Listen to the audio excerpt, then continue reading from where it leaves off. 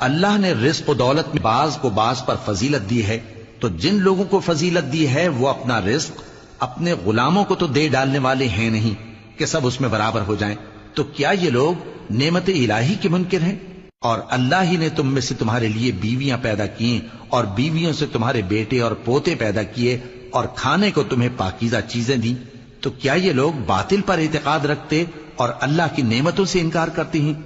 اور اللہ کے سوا ایسوں کو پوجتے ہیں جو ان کو آسمانوں اور زمین میں روزی دینے کا ذرا بھی اختیار نہیں رکھتے اور نہ کسی اور طرح کا مقدور رکھتے ہیں۔ تو لوگوں، اللہ کے لیے غلط مثالیں نہ بناؤ، بے شک اللہ جانتا ہے اور تم نہیں جانتے۔ اللہ ایک اور مثال بیان فرماتا ہے کہ ایک غلام ہے جو بالکل دوسرے کے اختیار میں ہے اور کسی چیز پر قدرت نہیں رکھتا،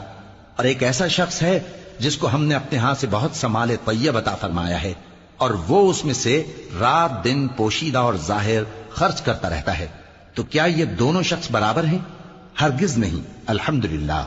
لیکن ان میں سے اکثر لوگ نہیں سمجھ رکھتے۔ اور اللہ ایک اور مثال بیان فرماتا ہے کہ دو آدمی ہیں، ایک ان میں سے گونگا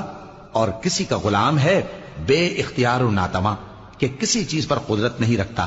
اور اپنے مالک کو دوبھر ہو رہا ہے،